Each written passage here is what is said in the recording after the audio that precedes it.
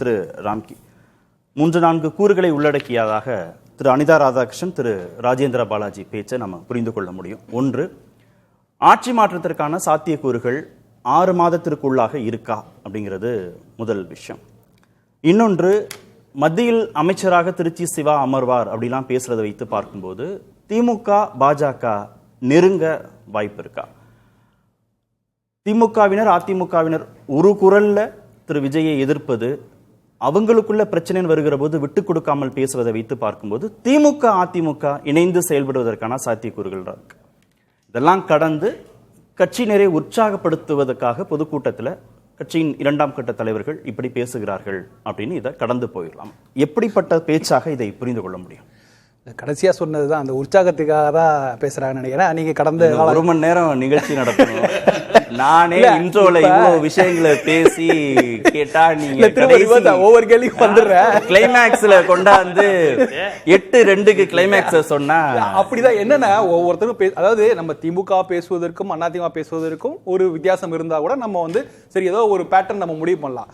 திமுகக்குள்ளே அவங்களுக்குள்ளே ஒவ்வொருத்தரும் பேசுறதும் அதிமுகக்குள்ளே ஒரு மாறுபட்ட கருத்து பேசும்போது தான் ஒரு பேட்டர்ன் நம்ம கையில் சிக்க மாட்டேது. என்ன அடிப்படையில் பேசுறாங்கன்ட்டு அனிதா ராஜன் தொடர்ந்து அதை பேசுறாரு. அரசு பாரதி ஒரு விஷயம் பேசுறாங்க. இங்கே பார்த்தீங்கன்னா ஜெயக்குமார் புதுசாக பேச ஆரம்பிச்சிருக்காரு. ராஜேந்திர பாலை எப்போதுமே அதிரடியாக பேசக்கூடியவர் தான்.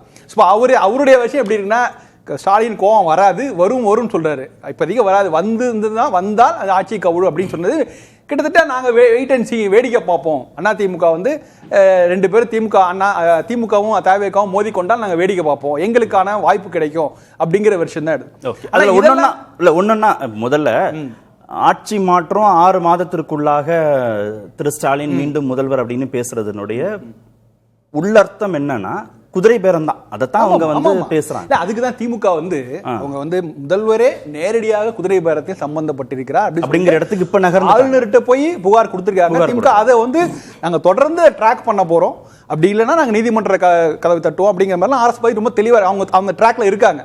ஸோ தொடர்ந்து ஃபாலோ அப்ஸ் இருக்க போகுது. இதுல நிச்சயமா ஆளுநர் இதை பத்தி விசாரிச்சு தான் ஆகணும், ஒரு வழி கிடையாது. அதிமுகவும் பேசுது அதை. ஆமா, அதிமுகவும் பேசுது. பட் டிடிவி தினகரனும் பேசுறாரு. ஆமா, தினகரன் ஒரு கையில ஒரு பெரிய எவிடன்ஸே இருக்கு. அவர் கண்முன்னா பாத்துருவார் எல்லாத்தையும். அவர் கட்சி எம்எல்ஏ. சோ இதெல்லாமே இருக்கு. சோ இதன் அடிப்படையில் ஆளுநராக இருக்கிறவர் இப்ப திருமாவளவன் சொல்ற மாதிரி குதிரை பேரம் நடப்பது உண்மை என்றால் அப்படிலாம் சொல்ல தேவையில்லை. குதிரை பேரம் நடந்து நம்ம கண் கூட பார்த்திருக்கோம், நடந்திருக்குது. என்ன விதமான ஆஃபர் கொடுக்கப்பட்டது, என்ன ஏற்கப்பட்டது, என்ன மறுக்கப்பட்டது தான் நமக்கு தெரியல வழியா. ஏதோ ஒரு எல்லாம் கடைசி நேரத்தில் இவ்வளவு மாற்றம் வருவதற்கு காரணம் நமக்கு என்னன்னு தெரியாது. அந்த கிரே ஏரியா நமக்கு தெரியாது. ரெண்டாவது, இப்போ நீங்கள் அதிமுகவுக்கும் வெளிப்படையாக அவங்க அதிகமாக பாதிக்கப்பட்டிருக்காங்க.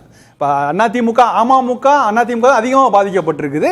திமுக ஒன்றும் பெருசால, ஆனால் அவங்க ரொம்ப இதை பண்ணணும்னு நினைக்கிறாங்க. பட் நம்ம என்னன்னா திமுக அதிமுக உங்க 2வது கேள்விக்கு வந்துடுற திமுக அதிமுக கூட்டணி வருவதற்கு வாய்ப்பு இருக்கா? திமுக பேசினா அதிமுக சில சமயங்கள்ல அதே மாதிரியான குரல்ல பேசுவாங்க. இல்ல திமுக பேசுவதை அமைதியாக இவங்க கடந்து போயிடுவாங்க. ஆனா திமுக பேசுவதை என்டாஸ் பண்ற மாதிரி அதிமுக பேசுறாங்க, அதிமுக பேசுறதை என்டாஸ் பண்ற மாதிரி திமுக பேசுறாங்க.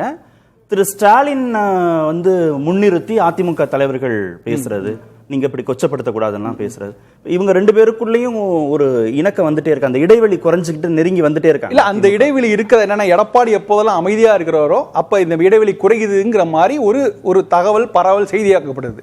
பட் இன்னைக்கு ரீசெண்டா ஒரு எடப்பாடி அறிக்கை எடுத்து பாருங்களா, இந்த ஆட்சிங்கிறது திமுகவுடைய ஆட்சியோட தொடர்ச்சி தான், நீச்சி தான் அப்படின்னு கடுமையான விமர்சனம் பண்றாரு. இது ஒரு பெரிய ஒரு பொய்க்கால் குதிரை ஆட்சி, இது திமுக நீச்சிங்கிறாரு. ஸோ அவர் ஸ்டாண்ட்ல கரெக்டா இருக்காரு. ஆனால் அவர் நடந்தது என்னங்கிறது அவர் விளக்கக்கூடிய இடத்துல இருக்காரு.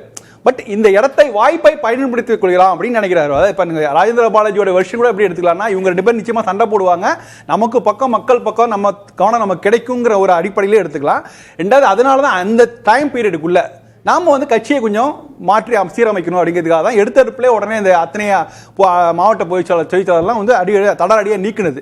ஸோ இந்த இடத்தை பயன்படுத்திக் இது எந்த அளவுக்கு அவருக்கு வெற்றி கொடுக்குமாங்கிறது தெரியாது. ஆனா இதை பயன்படுத்திக்கிறார். அமைதியாக இருந்தால் நம்ம ஒரு அமைதியா இருக்காரு எடப்பாடி, எந்த வேலையும் செய்யல அப்படின்னு நினைச்சா அவர் பின்னணியில சில வேலைகள் பண்றாரு. இன்னொரு முக்கியமான விஷயம் சொல்றாரு, கட்சியிலிருந்து தாவேகா போனவர்கள் திரும்பி வருவார்கள், திரும்பி வந்தா அவங்களுடைய வாழ்க்கை அரசியல் வாழ்க்கை 0ல இருந்து ஆரம்பிக்கணும். இதெல்லாம் ரொம்ப ஸ்ட்ராங்கான ஸ்டேட்மெண்ட் ஆக்சுவலா. ஸோ அது போன்ற விஷயங்கள் மற்ற இதுலையும் பார்க்கல. இவர் அமைதியாக சில வேலைகள் செய்துட்டு இருக்காது மட்டும் புரிஞ்சுக்க முடியுது. பட் திமுக அதிமுக கூட்டணி உருவாகுமா, அதுக்கு முதல்ல அது வந்து திரும்ப நம்ம பல விஷயங்கள் பேசுறோம். ஏதோ ஒரு இடத்துல நடந்துச்சுன்னா சம்பந்தப்பட்ட இரண்டு தரப்பும் பேசவே இல்லை. ஆனா நம்ம one side of the coin தான் பாக்குறோம். அடுத்து மறுதரப்புல தாவேக என்ன மாதிரியான முயற்சிகளை இந்த ஆட்சி அமைப்பு எடுத்ததுங்கிறது யாரும் பேசுறதே கிடையாது. ஏன்னா அந்த ஒரு வாரம் அமைதியா இருந்தாங்க. அவங்க வந்து சிங்கிள் லார்ஜஸ்ட் மெஜாரிட்டி நாங்க வந்துட்டோம், நாங்க ஆட்சி அமைக்கிறோம் அப்படின்னு யாராவது வந்து பேசியிருக்காங்களா? விஜய்ல இருந்து ஆதவ் அர்ஜுனால இருந்து ஆனந்த் வரைக்கும் அன்னை யாருமே பேசவே இல்லை. அப்ப அவங்க அப்படி ஒரு முயற்சி எடுத்தார்களா என்றால் யார் எடுத்தாங்க, யாரெல்லாம் தொடர்பு கொண்டார்கள்ங்கிறாங்கல்ல, அந்த விஷயத்தை பத்தி யாரும் இதுவரை பேசுறதே இல்லை. அது பேச வேண்டியது முக்கியம் நினைக்கிறேன். ஏன்னா ஆளுங்கட்சியில் இருக்காங்க. ஸோ அவங்களுக்கு அந்த ஒரு இன்டென்ஷன் இருந்திருக்கணும் கண்டிப்பா. அதுல அவங்க யார்கிட்டலாம் பேசினாங்க, எப்படிலாம் பேசினாங்கிறது அந்த கிரே ஏரியாவை விளக்க வேண்டிய பொறுப்பு ஆளுங்கட்சிக்கு இருக்கு.